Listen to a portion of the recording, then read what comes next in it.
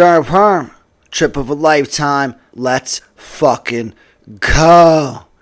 Alright, so the day that I'm recording this right now is February 20th, 2024. That mask is not gonna save you. If you're still wearing a fucking mask right now, then COVID is the least of your concerns. I literally pity people who I still see wearing masks. They don't even look like people to me. And it's ironic because they're trying to prevent themselves from getting sick, but by wearing a mask, they're self-identifying themselves as a sick person. And honestly, it's making me sick to look at. And it's shocking because nobody's even telling them to wear a mask anymore. It would be excusable if the mainstream news outlets were pushing for masks, but masks aren't even like a talking point anymore. And if you critically think about it, it really makes absolutely no sense to still be wearing a mask. I made the point on like an unreleased episode, and that was a while back. Even if the masks were effective initially, that's irrelevant by now. Like, once a year passes, if you were gonna get COVID, you would have gotten COVID whether you wear a mask or not. Like, even if the masks initially work to slightly slow the spread, they're not a viable long-term solution. I know nothing about viruses, but common sense says if it's an extremely contagious virus like they're telling us, maybe you could dodge it for like a week or a month by wearing a mask, but not 4 years. Like, it doesn't make sense 4 years later to still be wearing a mask. I'm assuming if you're still alive, you got COVID and survived it. Excluding extenuating circumstances, if you were gonna die of COVID, I think it would have happened already. You're not alive just because you've been wearing your mask so diligently for the last 4 years. I don't want to jinx it because my dad's like highly at risk, but I personally don't know one person who died of COVID. The realest 3 people to me who died of COVID were Fred the Godson, who's a rapper, Anthony Carl Towns' mom. He's a professional basketball player, but his mom died of COVID. And then some girl I work with, her stepfather. Those are the 3 closest people who died of me of COVID, but I never even met any of those people. And I have no evidence that it was even undoubtedly an isolated case of COVID that killed all 3 of them in the first place, opposed to like COVID mixed with some other variables, or even outright fraud by whoever filed the cause of death for those 3 people. And it's important to note that I was never like anti-mask. I just never bought into it. Like, I wasn't one of those people barking about how masks were unconstitutional. When it was like a requirement, I just like always kept the mask in my pocket, and if I was going somewhere that it was required, I just pulled it out of my pocket and wore it. I never took it too serious, or I never made like a big deal about wearing it. Like, I was just neutral on masks. Like, I didn't give a fuck initially and shit. And when they made masks no longer a city mandate, like April 2022, I stopped wearing it. Like, I'm talking like when driving rideshare, and passengers would get in my car wearing a mask, and they would ask me if it's okay if they took off their mask, and I wasn't even wearing one. It's just a microcosm of how people can't fucking think for themselves. And this rant was like inspired because like I was recently at the airport, and masks are fucking everywhere at the airport, and it's mad funny because like I had that point drawn up, and as I was working on this episode, I was listening to Tony Hinchcliffe on Joe Rogan's podcast, and Tony said the same exact thing, that the fucking masks are everywhere at the airport. But I could kick it up one notch that like makes this rant even more fucking necessary. Fuck masks at the airport. Last week I delivered food to somebody who opened up their door wearing a mask in his fucking house. Like, I'm assuming he put the mask on to answer the door. It's exponentially worse if he was wearing it unrelated to me, but it's still retarded if he threw the mask on to answer the door. And if he put the mask on because he's that worried about me maybe potentially having COVID, then he should just set the delivery up as leave at door like most people do. They call it contactless delivery. Most orders are just leave at doorstep. Like, I feel like Dr. Kevorkian every time I leave a bag of fast food on somebody's doorstep. It's like I'm enabling their lifestyle. But I just saw a commercial that looked like a straight up Chappelle Show skit. It's apparently for like a new COVID medicine called Paxlovid. And they're saying is, if it's COVID, Paxlovid. And the actor in the commercial was like, my symptoms might be mild now, but I'm not taking any chances. If it's COVID, Paxlovid. And he holds up the box as he says Paxlovid. It's like the type of shit where if it was a Chappelle Show skit, the actor would barely be able to get through it without cracking up. But it's like a real commercial. You know shit's getting swirly when a commercial like that's just par for the course, and like nobody who's filming it or who's a part of it notices how ridiculous it actually looks. And I've noticed something, and this is real. Now they're jamming all kinds of vaccines down our throats. I've seen multiple commercials for different vaccines asking, have you gotten your vaccine for such and such yet? I recently saw a commercial for a vaccine where they're explaining what the virus is on the commercial because they're advertising a vaccine combating some virus you never heard of. I don't remember ever seeing commercials for vaccines in the past. Or like, how about this one? And this is my favorite commercial. It's for Skyrizi. I love Skyrizi commercials. Rogan always talks about the happy pharmaceutical commercials. No one does it like Skyrizi does. I don't even know what Skyrizi is technically supposed to treat, but I'm constantly thinking about trying to get prescribed for Skyrizi because the commercials, they make me feel so happy and I'm always such a miserable sack of shit. So I figured this medicine might be exactly what I need to improve my mental health, but I just heard a Skyrizi ad and I noticed that at the end of it they say, alert your doctor if you took a vaccine or if you plan to. It's so fucking obvious what they did. Through COVID, they normalized vaccines. So now they could sell you on other ones going forward. And like, I had this point drawn up, and then I literally just heard a commercial on the radio like yesterday citing a website that you should go to that lists all the recommended vaccines by like the FDA or whoever the fuck recommends vaccines. And if anyone's listening to this, like, I'm gonna blow your fucking mind right now.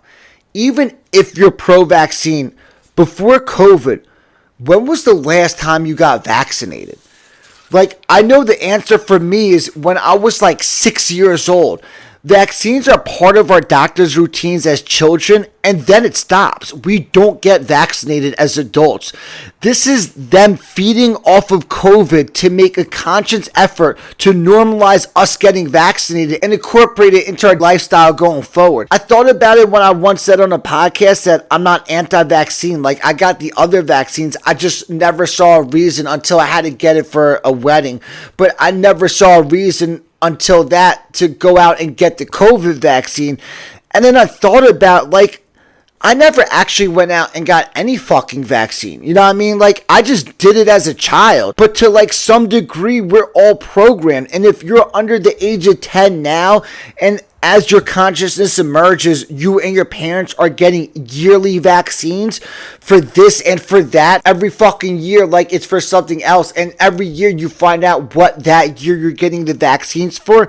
If that was just normal to you as your consciousness emerged and it's all you've ever known, then you wouldn't question it. You know what I mean? Like, I wouldn't fucking question it. It's just something you're programmed to do. And like, when it's time to do it, you just do it. But like, if they start it now, when this next generation that's kids now, when they're adults, they'll just see it as, oh yeah, there's just another vaccine we got to get this year. They're not going to question what the vaccine is for. They're just going to trust that there's a reason to get the vaccine. And they'll be like, it doesn't matter. Insurance covers it anyway. And like, as for myself, I will say I didn't take the COVID vaccine or masks very seriously, but I did take quarantining extremely serious, except for like when I go to get food, when I go to kill Tony, or when I drive for work. I've stayed in quarantine for the past 4 years. I've realized how sick people actually are, and I've decided that it's just best for me to keep my distance. Like, how fucking funny am I? And Joe Rogan would say I'm not funny because when I go on stage to perform stand-up comedy, nobody laughs at my shit. You know what I mean? And that's how you find out if you're funny or not. When you go on stage to do stand-up comedy, and if nobody laughs, then you're not funny. And like, I had just referenced something that Tony Hinchcliffe had said on the recent JRE episode that he had been on. But like, honestly, unless they have something they want to talk about, they should just stop doing podcasts together. I don't know like how they pass that shit off as content. I literally don't understand why they even bothered doing it. They could just hang out and talk about bullshit without recording it, and then they don't have to even water down their conversation like they do when they record a podcast together. Rogan could complain about the blacks the whole time. And it's funny because I had also just listened to the Jelly Roll episode, which is slightly older, and I like Jelly Roll, but I agreed with almost nothing he said on that episode, which I'll get back to. But one thing that he said was how like some of his favorite JRE episodes is when it's just Rogan and his comic friends just like quote unquote shooting the shit.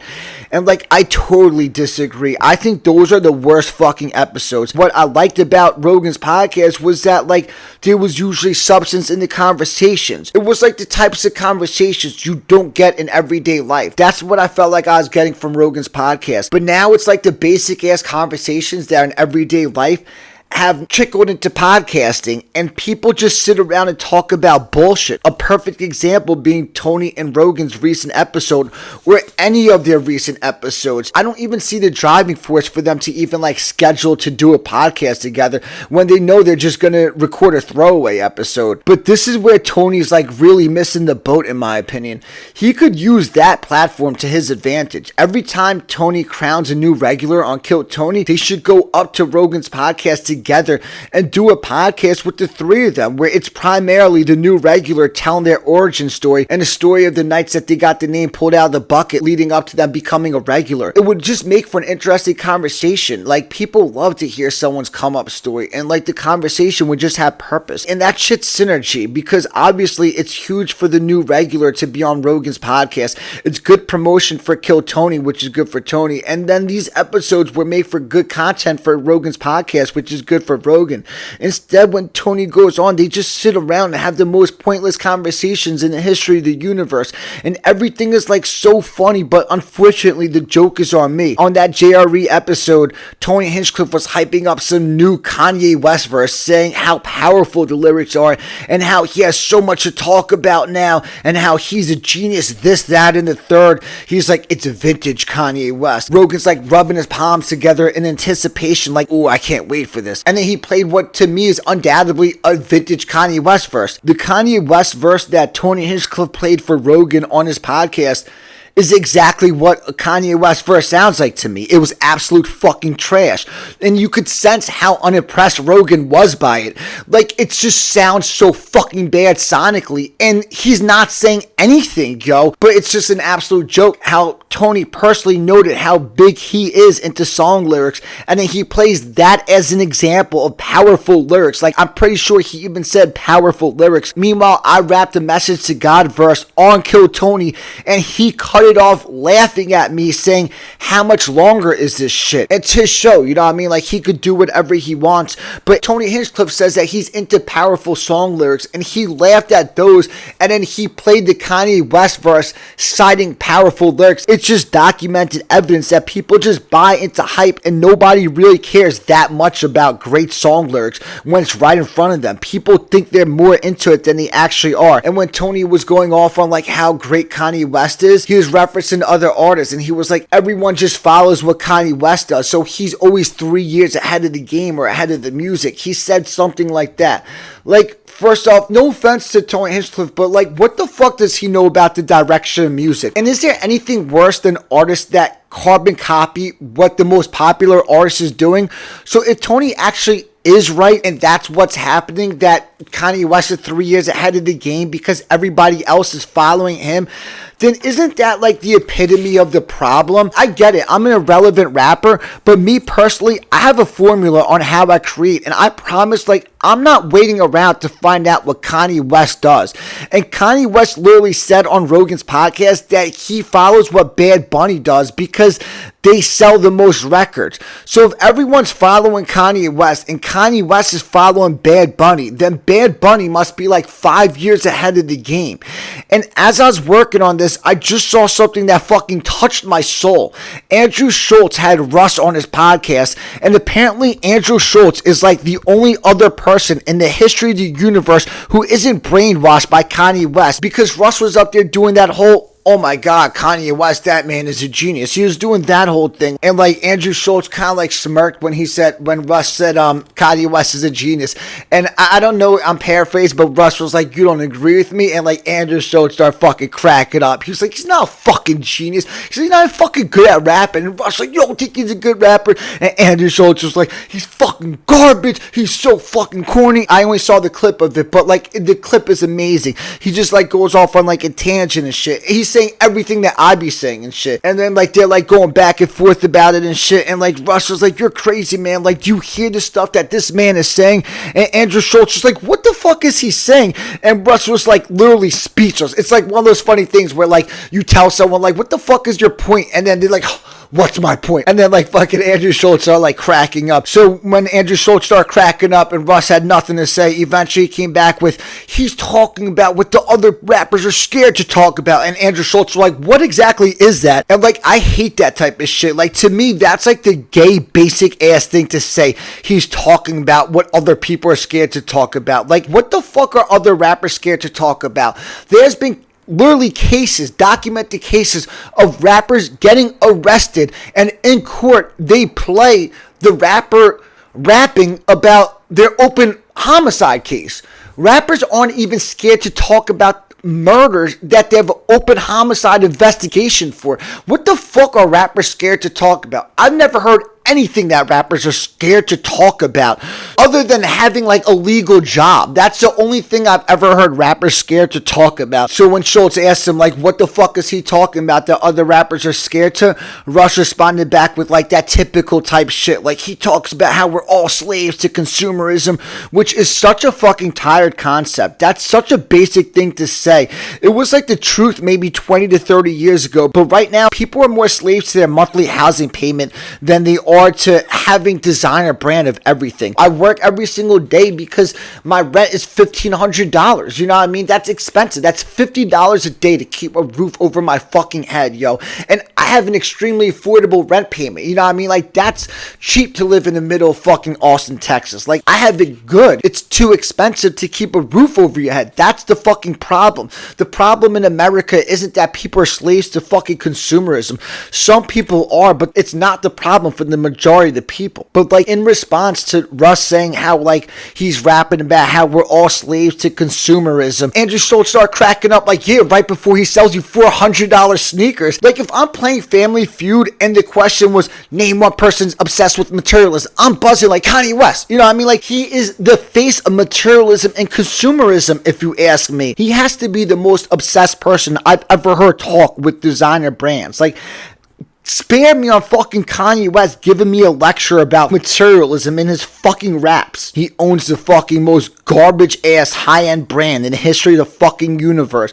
And he's lecturing us about consumerism? Like, fucking cut me a break, yo. He's a microcosm of the problem, but we live in a sick society, so Kanye West is hailed as a fucking genius. And I'm so fucking sick of like how we throw out the word genius today. Geniuses do genius shit like engineer construction projects or innovate technology. They don't fucking write rap albums or create comedy specials. I'll acknowledge artistic brilliance or musical brilliance where some people are very talented human beings, but it doesn't fucking make them geniuses. It just makes the person who called them a genius fucking retarded. Andrew Schulz needs to hear my shit. After hearing him say Kanye's garbage, I know he would be the only other person alive other than me who honestly thinks that I'm nicer than Kanye West. And moving on, I just finished listening to Rogan's podcast with Jimmy Carr. Oh my God. I accidentally stumbled upon this gem when I was working out. The previous episode that I was listening to had just ended and this one has started, so I just like kept it on and I hated it so much that I just like kept hate listening because it was so fucking entertaining. It was continually triggering me all throughout the episode. I disagreed with I think every single point that Jimmy Carr made. First off, he was talking about how stubborn everybody is and how difficult it is to change somebody's point of view. Like, is there anybody worse than the person who goes around trying to get everybody else to agree with them and see their point of view on everything? Like, maybe Jimmy Carr is the person who is wrong. And if he is always right, stop going around arguing with people. Let people think however the fuck they wanna. When you're talking about an issue that two people are divided on, like abortion or gun laws, because in the history of arguments, nobody's ever changed anybody's point of view. Not once, ever. Nobody ever was pro-abortion, got into an argument with somebody who was anti-abortion or vice versa, and was persuaded and flipped their opinion. Trying to change how somebody thinks is a losing battle, and you're creating a war that doesn't have to exist. I just read a Keanu Reeves quote, and I saw it on a meme online, so I don't know the validity of the quote coming from Keanu Reeves, but whoever wrote the quote is a fucking genius, you know what I mean? But the quote said something like, and I'm paraphrasing this, I'm at a point in life where if somebody tells me that 1 + 1 = 4, I just say okay. And I felt that because that's the point I'm at in life. I try not to go back and forth with anybody. And that's why I love airing out my perspectives on my podcast. I get to throw everything against a brick wall without any pushback. Anybody's allowed to listen and digest my points of view, but there's nobody sitting across from me and telling me that I'm wrong, and I'm not trying to convince anybody that I'm right. I get to just lay down how I see things, and if anybody ever listens to this and I say something with validity that influences their point of view, then that's awesome. But I'm past the point in life where I'm gonna argue about stuff that's technically an opinion. But I just found it funny that after disagreeing with Jimmy Carr and everything, he then went on a rant about how difficult it is to get somebody to change their point of view. If Jimmy Carr dropped out one more deep philosophical quote during that episode, I was gonna fucking kill myself. And at one point he got all dramatic. He was like, whenever somebody tells me they're a comedian, I always ask them, which one was it? Your mother or your father? Which one was sick? Because when someone's a comedian, they always grow up with a sick parent, whether it was physical or mental. Joe Rogan was fucking sitting there mind blown. Show me one person alive who doesn't fucking have a sick parent, whether it's physically or mentally. Everyone fucking grew up with a sick parent. But out of all the horrific stuff that Jimmy Carr said on that episode, by far, the worst thing that he said, it's not even close. I'm still thinking about killing myself until Jimmy Carr redacts this statement. His grand vision is that going forward, we start teaching stand-up comedy in schools. And this is where, I would like Rogan to push back. Do you really think that's necessary? But instead, he sat there wow, that sounds like a great idea. You know what I mean? This is why I want to get to Rogan, yo. I want to smack him upside his fucking head. Dude, you've gone fucking retarded. Joe Rogan has said on his podcast that he's against comedy classes. So if he's against optional comedy classes that people choose to do on their own time, then why the fuck would he want to introduce comedy classes into formal schools? When I was in high school, I was yelling from the rooftops that all that shit was pointless and I didn't need to learn how to fucking prove a geometry equation. So now let's change that by replacing Geometry 101 with stand-up fucking comedy 101. Not to mention, people have to find themselves before they try to become a fucking artist. If you have kids doing stand-up comedy when they're 10 years old, they're gonna be all fucking hacks. But not only that, but imagine all the drama there would be about all the quote-unquote inappropriate jokes. You can't even say shit in comedy clubs right now. You know what I mean? Imagine they were trying to do stand-up comedy in schools. Oh my god. Teaching stand-up comedy in schools is literally the fucking worst idea in the history of the universe. Jimmy Carr should be fucking ashamed of himself for proposing that idea. Him thinking that's a good idea is a microcosm of the problem. What's a better idea?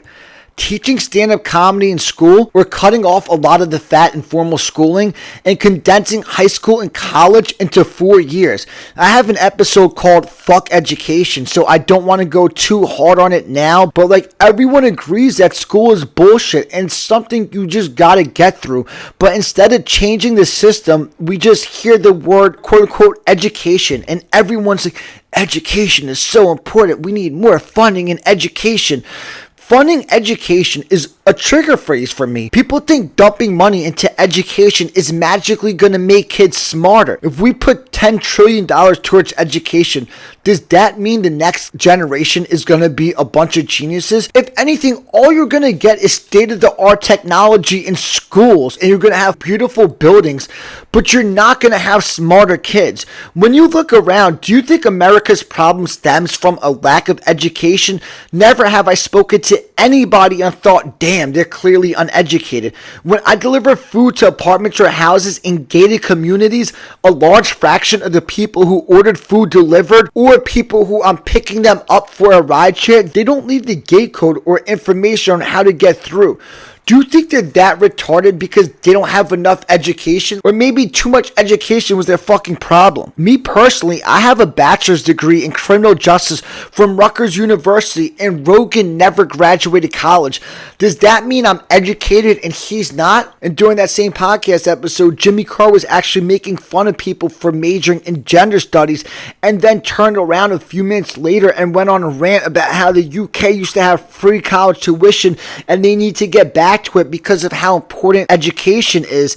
So he was like mocking everybody for what they're learning in college, but then he wants to fund it with presumably taxpayers' money and make it free to everybody. Like, it makes no fucking sense. And then insult to injury with Jimmy Carr's grand vision is we be teaching them stand-up comedy in high school, and then we turn around and pay for them to go to college. So it's like, maybe instead of that, just cut the stand-up comedy out of the curriculum in high school, and whatever you plan on paying for them to learn in college, just teach that to them in high school. In my opinion, we just use quote-unquote education as a blanket term, and when we talk about the importance of education, what we should be referring to are the primary years of development, which are kindergarten through 8th grade, and those are the years that most children are still relatively engaged in school.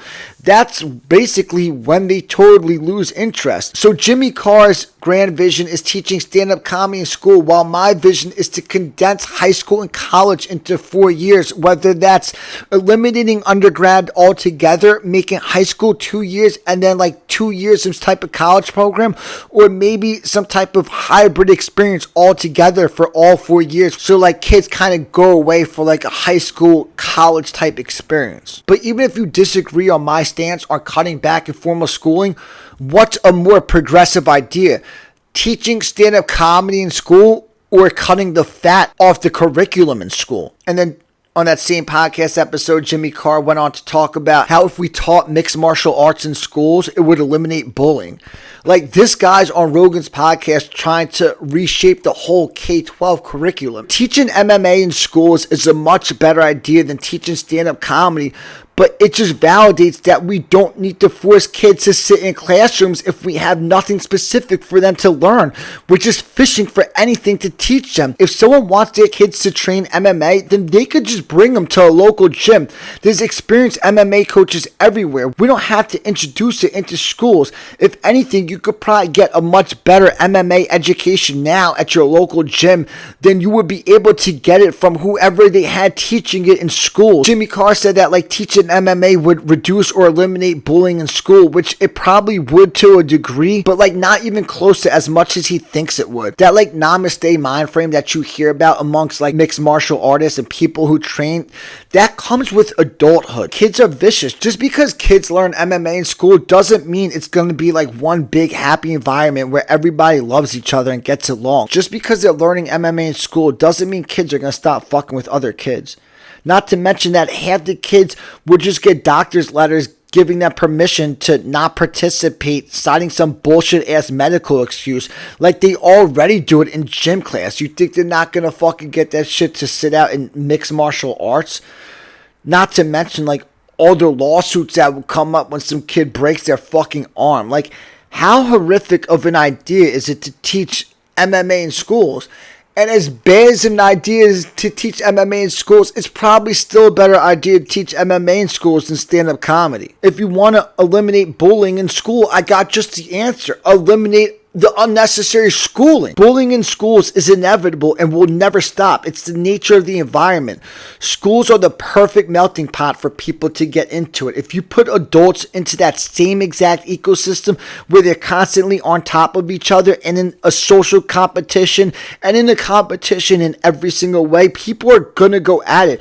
But it's magnified when you're dealing with kids. As long as schooling exists the way it does, you're gonna have bullying whether they teach MMA or not. The Jimmy Carr JRE episode was just a microcosm of how, from my vantage point, that podcast looks exhausting for Rogan to host.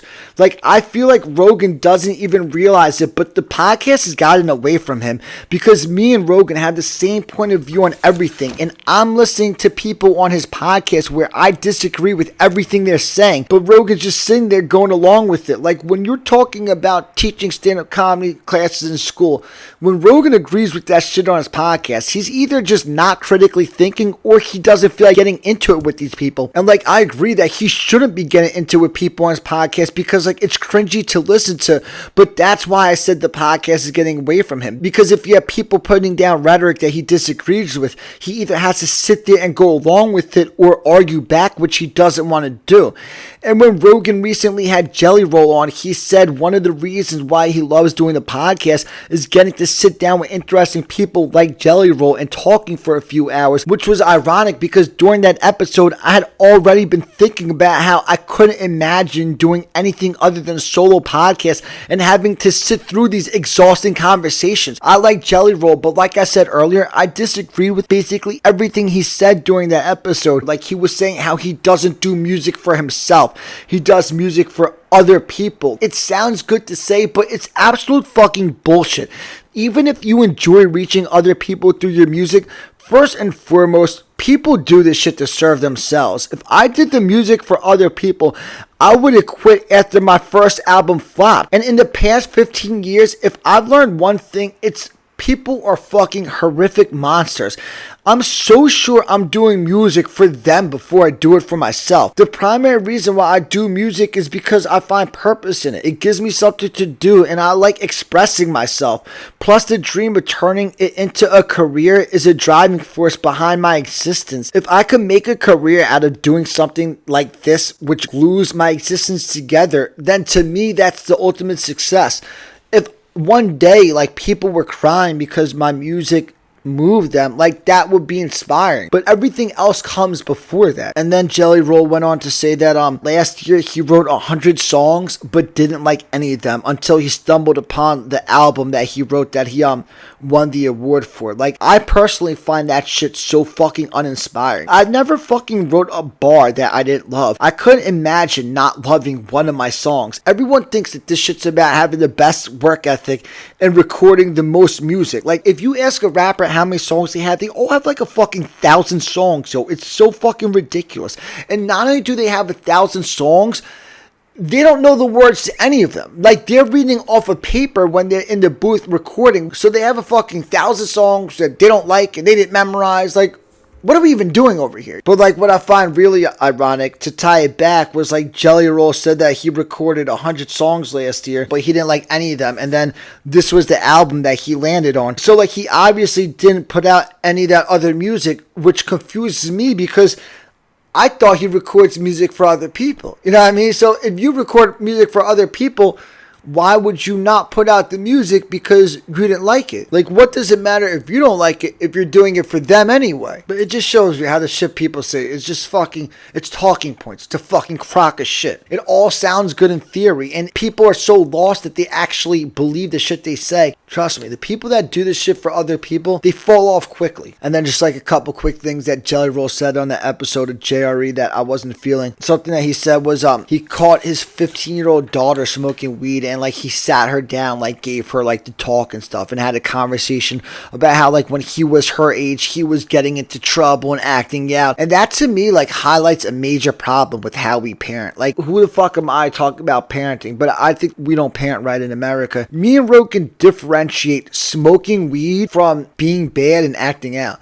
During that conversation, it was pretty clear that Jelly Roll comes from like a culture of organized religion. And for people who their religious institute is their highest moral authority, I rarely see eye to eye with them on anything. They have a weird set of morals to me on what's right or wrong. Like, in my opinion, right and wrong starts and ends with not victimizing others.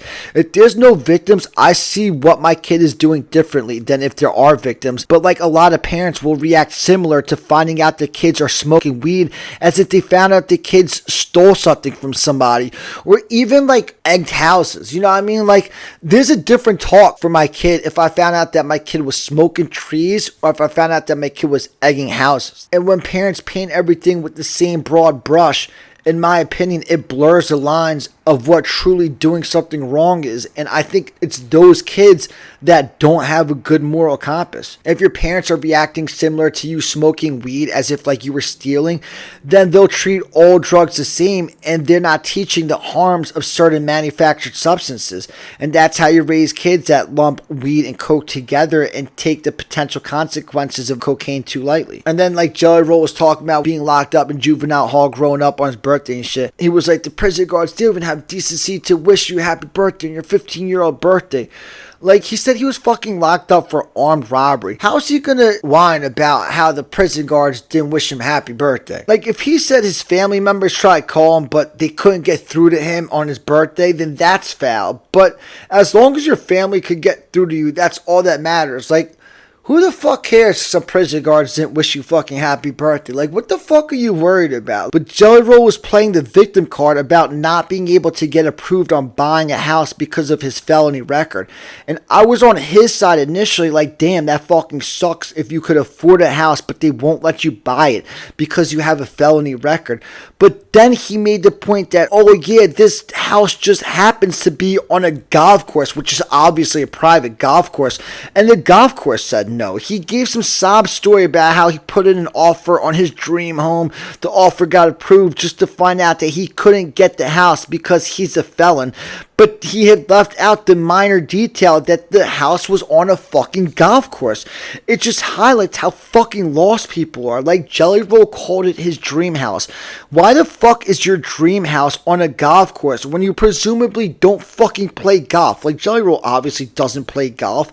And then when you get denied on it, instead of thinking, oh, I'll just find a house that isn't on some private golf course, instead you cry about injustice. Rogan should like fuck with him, like, are you a big golfer or something? Knowing that Jelly Roll's never probably picked up a fucking golf club in his life. Plus, like, I wouldn't want to live somewhere where the people clearly don't want you living there.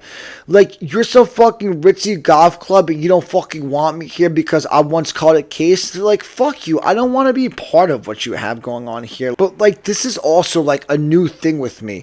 I'm fucking triggered by the concept of a dream house.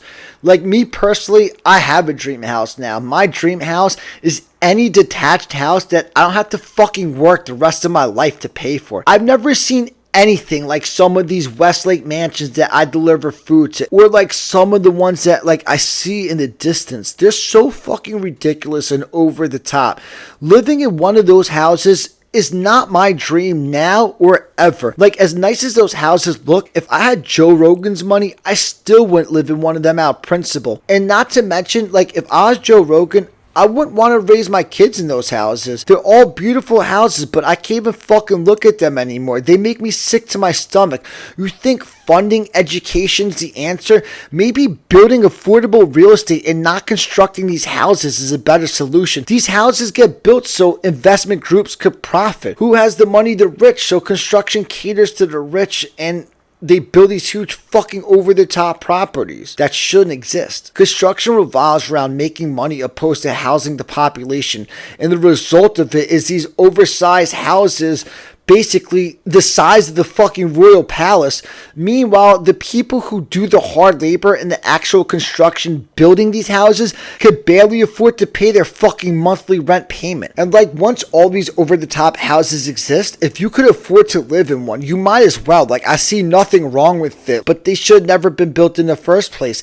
It's not a breach of anybody's freedom if the size of a residential unit that you're allowed to build was limited. It's entitlement to think that it's your right to live in one of those houses just because you have the money to pay for it, even though you don't know how to do construction. And you know, a lot of the people living in these houses have never done a hard day of work in their fucking lives. I'd imagine a lot of that is just generational wealth, the houses that I see. Like, you could work for 1 trillion years and you won't be able to afford one of those houses. And I'm not like insinuating Jelly Roll was like looking to buy an over the top house. It just triggered me when he started talking about his dream house. house. Any house is my fucking dream house at this point. A roof over my head that I don't have to work for the rest of my life to fucking pay for is my dream house. I don't care whether I own it or not. I just don't want to work every day to live in it. It's not looking like I'm gonna have kids. I don't give a fuck whether I technically own the roof over my head the day that I die. I just don't want to be working to pay for it every day leading up to that moment. But overall, I think Jelly Roll's a good dude, but after hearing that episode and the Jimmy Carr one, it just has me feeling like that podcast needs me now more than ever to like redirect the conversation away from the tired ass bullshit that you always hear. The best way to put it is it's like the conversation has just gotten stale. But like Rogan has the most successful podcast in the world. He doesn't like need Sternworm for anything, but right now, I swear, JRE needs a fucking Sternworm episode more than ever. Not only do, in my opinion, I have unique philosophy to bring to the table, but my existence embodies the very essence of what that podcast is, and I just feel like I'm the perfect person right now to reestablish the pulse. This is a conversation that made JRE so popular, and that conversation is getting drowned out by high-profile guests and people on promotional tours, but not necessarily going up there with the purpose. Like I mentioned earlier, I don't understand why Tony bothers doing podcast episodes with Rogan, but it's ironic because I get excited when a new Tony Hinchcliffe episode gets posted, but I'm like impartial when a new Duncan Trussell episode pops up. But I always do listen to Duncan's episodes, and if I had to say, I'd say he's undoubtedly the best JRE guest of all time. Like, he gets it.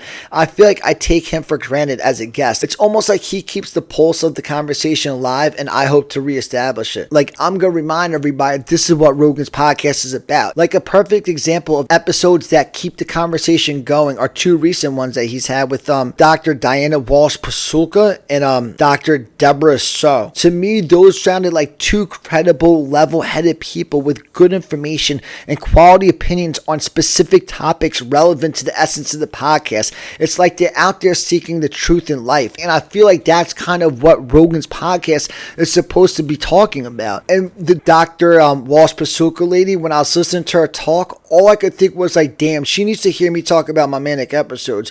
When I was going through it in my head, I was like, oh shit, like the closer you get to the truth, the more science and religion merge. And then she said exactly that on the podcast the other day. I think she said the two don't necessarily have to contradict one another, and I totally agree. I think that if we stay down the same trajectory for 1 trillion years, religion and science would basically be the same thing. And like the type of extraterrestrial life that we're looking for most likely exists on a higher level of consciousness than us. And isn't that what people see God as? A higher consciousness than us? And if someone was like, yeah, well, God is the almighty power, like the highest consciousness, my response to that would be, well, if you keep climbing the scales of consciousness, you probably do eventually reach God. It's what I've heard Rogan say recently on a podcast, which is ultimately that the universe is God, and that's what I believe. And that's all theory, but recounting my experiences going through the manic episodes is why I feel like I have more than ever to contribute to Rogan's podcast. Even removing all my previous relevancy, just breaking down those experiences would make for a great episode, in my opinion. I recently even heard Rogan talking to a guest about achieving that psychoactive state of mind without drugs, which is exactly what happened to me. It's like I go into like a spiritual psychotic trance and it just wears off after a month. There's nothing to see here. And nobody even wants to hear about that. I tried to like talk to about it. They just brush it off and reference therapy and medication. During my manic episodes, I must have thought to myself like 1 trillion times, like, I gotta tell Joe Rogan about this shit. As little as other people want to hear about it, that's how much I know Joe Rogan will want to hear about it. And because Rogan's gonna believe everything I say, because I have the podcast and music as proof of who I am, he's not gonna question the authenticity of my experiences. And I recognize that like all my theories are just speculation. It's more about laying down my experiences than theories. And if anything, I'll give Rogan all the pieces of what I could remember that actually happened and shit that like I saw that might have just been in my head, and then I'll let him tell me what he thinks it all means or what he thinks may have happened. One theory that like I do have, that like if I had to say any of my theories, what do I believe in the most, it's probably this one. It's that There's extraterrestrial energy that just exists amongst us, and it could get inside of you like a virus. And we are just like a system of organisms. So if enough of this energy gets inside of you, it might be able to hijack your system. And then you and this extraterrestrial force are both simultaneously in control of your mind. And it kind of like bounces back and forth between kind of who has more control. But the one thing that is my most concrete theory is that I think there's extra dimensions to our reality than we could currently perceive. And that's what we're sensing when we're tripping.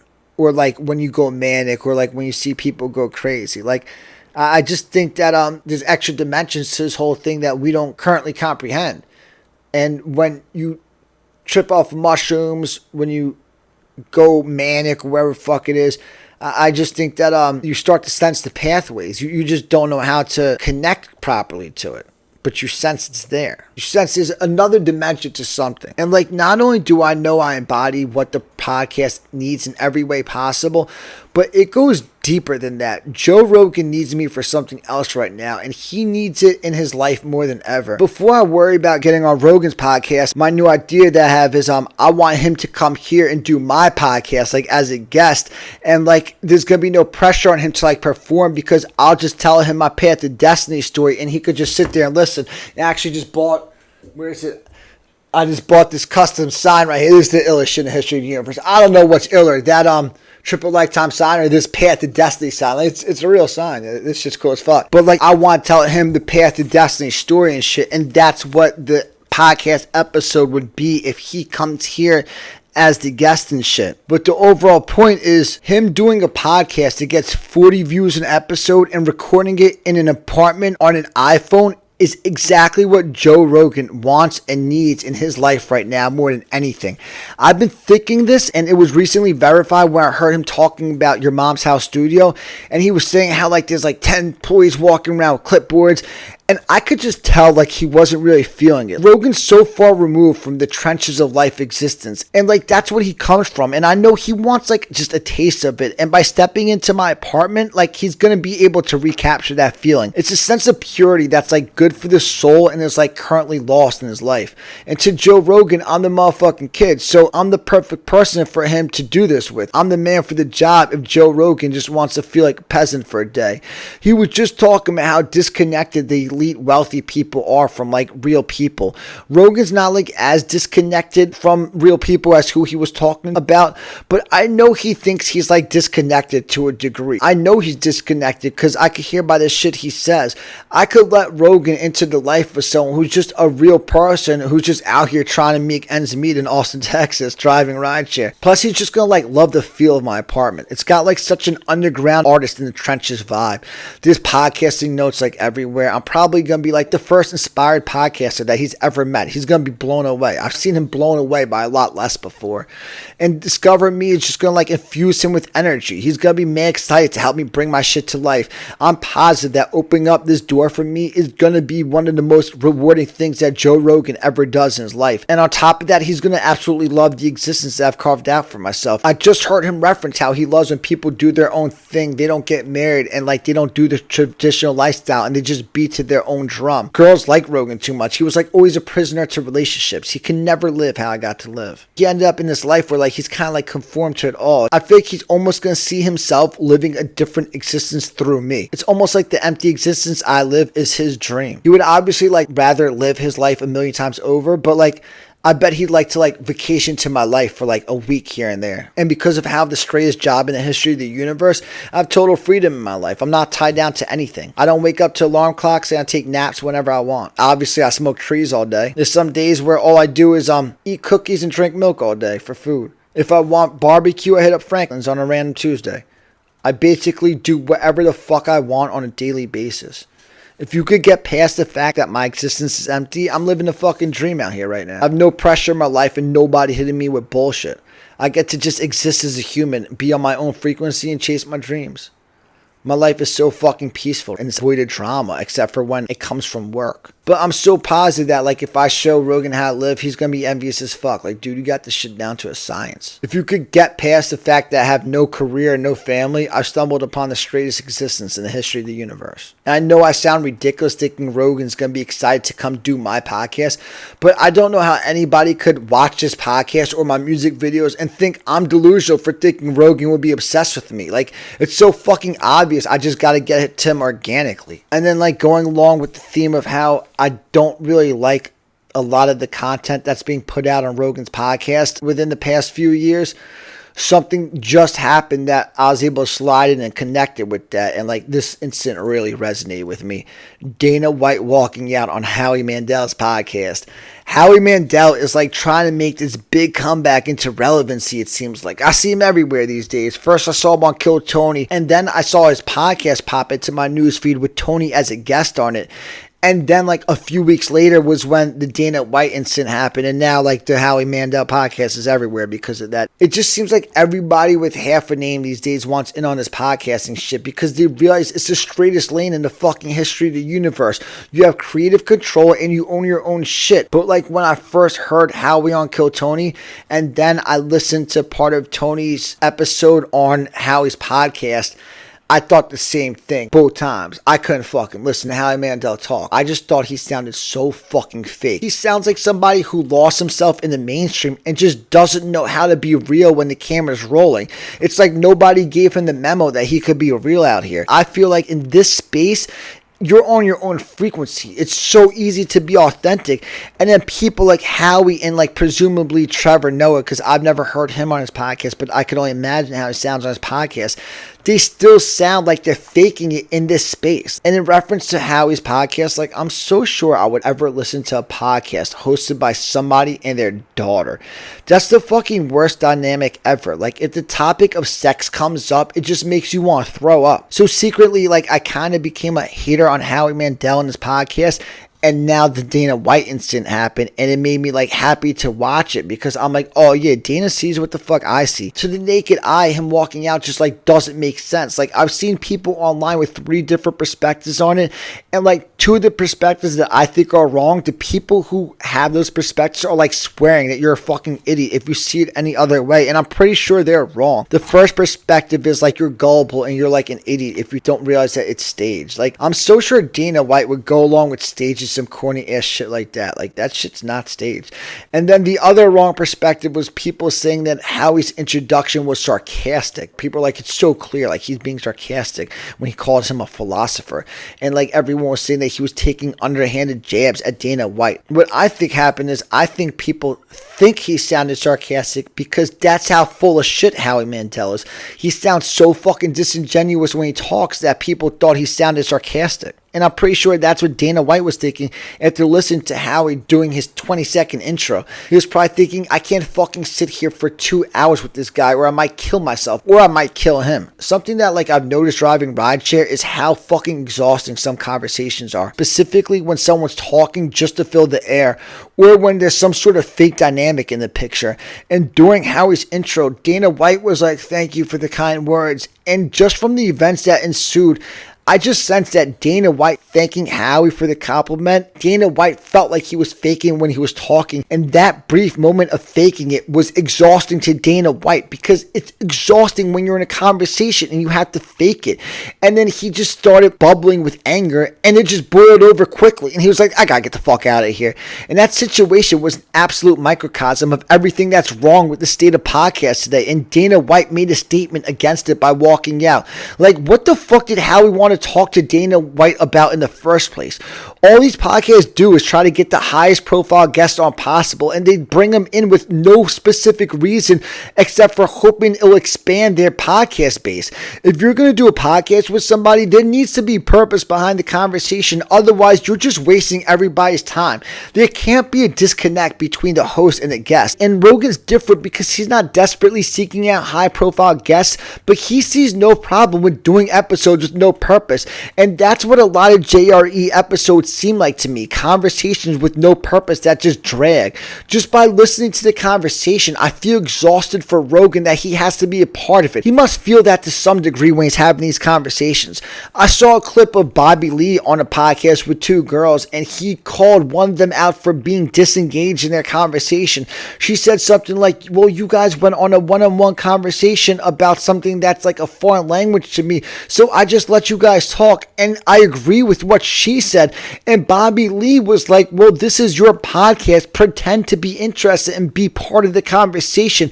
I just did Joe Rogan's podcast, and when I was on Rogan's podcast, he was talking for like an hour, and I had no clue what he was talking about, but I pretended to be interested because that's called doing a podcast. He says it like he's doing a good thing by pretending to be interested. So when Bobby Lee says I pretended to know what Rogan was talking about and pretended to care, then Rogan shouldn't be shocked when I tell him that the majority of the podcast episodes that he has these days fucking suck. A conversation with no purpose and one person admittingly disengaged for an hour, to me, has the dynamics of an exhausting conversation and makes for terrible content to listen to. It's just a total disconnect between him and the guest. And that's why I think it's hilarious that people think I'm delusional that I think Rogan would get me as a guest on the podcast.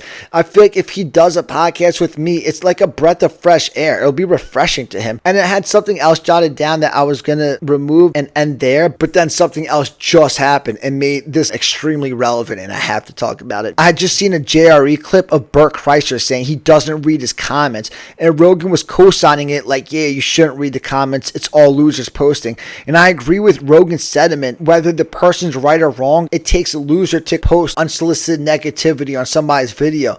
But I disagree why Bert doesn't read his comments. And the reason that Bert said he doesn't read his comments is the very reason why he should be reading his comments.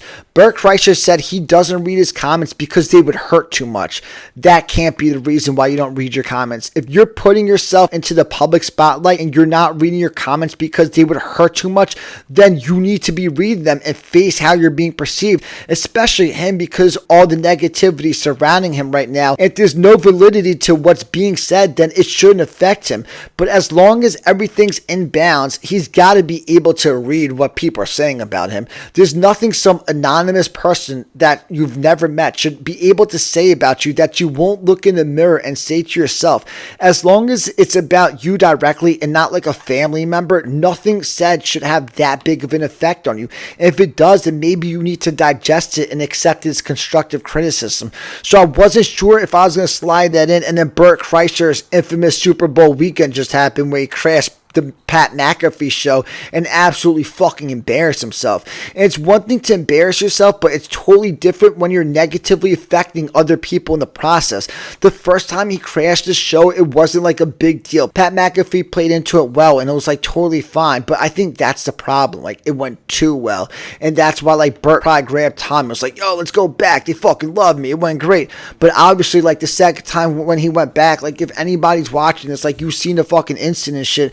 And Pat McAfee's interviewing CJ Stroud fresh off of winning Offensive Rookie of the Year. It was not the time and the place to interrupt. Interrupting the interview was disrespectful to Pat McAfee. But the part that's worse is they came in promoting their new vodka when CJ Stroud is up there with the drink that he's promoting. So it's like they're stealing his stage, and they're doing it inside of CJ Stroud's arena. It's not like he's at some comedy festival trying to promote his drink. He's at the media row for Super Bowl where he's like royalty. So not only is it disrespectful as fuck to come over the top and promote their drink when CJ Stroud is up there promoting his drink, but he's promoting like a sports drink, presumably with health benefits. So it just looks bad that he's up there promoting a clean product, and now they got a bottle of vodka like, yo, let's do shots. It ruins the advertisement that CJ Stroud was trying to do. And they tried to get CJ Stroud to do shots, and he's like, I don't drink. And you could see he was like visibly skewing his face at one point. He wanted no part of it. He did not want to be associated with whatever they had going on, and didn't want them feeding off of him for promotion. He has like a reputation that he has to uphold. The whole situation was beyond disrespectful to CJ Stroud. It was offensive. And Tom Segura was just trapped. I look at it as more of being an indictment against Bert Kreischer, not Tom. Maybe I'm getting dramatic, but that video should be hard for Bert Kreischer to watch. But to bring it full circle, if at any point anybody needs to read what's in their comment sections, it's Bert Kreischer right now. And does anything say money grab in 2024? Like two comedians coming coming out with their own brand of fucking alcohol. It's so disgusting. And when Rogan heard about it, I bet he was sick to his stomach. But obviously, he's not going to say anything to them about it. Like, I don't want to fucking buy anybody's alcohol. I don't want to buy their music or their comedy special or their fucking merchandise. Whatever you're selling, I'm not fucking buying. There's nothing that anybody's selling right now that I want or need, and I'm not being guilt tripped into buying something just to support somebody's fucking career. If I'm drinking tequila, I'm good with El Jimador. If I'm drinking vodka, I'm good with Stoli. I'm so fucking sick of hearing about celebrities and the new fucking alcohol they're pitching. We need to be removing the money from life, not creating unnecessary products for the sole purpose of generating revenue. It's almost like for underground artists, the unnecessary shit that they're trying to pitch is merch, and for celebrities, it's always some fucking alcohol. Like, the problem in America isn't that we're undereducated. It's that schemes like this are fucking profitable in the first place. I don't blame them. I blame the people that fucking buy this shit. And then finally, just like one last thing I want to make note of. I slid it in because I was able to connect it to everything else. I just delivered today one cappuccino to a house.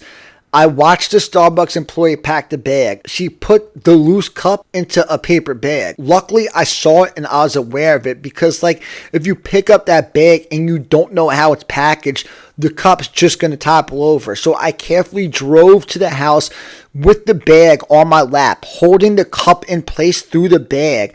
I leave it on the front porch as per instructions, like it was leave at door.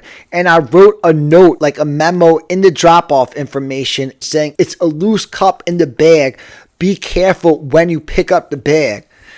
These customers tip us beforehand with the option to add or remove from it afterwards. It was like an hour later and I noticed a tip for delivery hadn't processed, so I clicked on it. The customer removed the tip, and then I realized, oh, I know what fucking delivery it was. It was the fucking Starbucks delivery.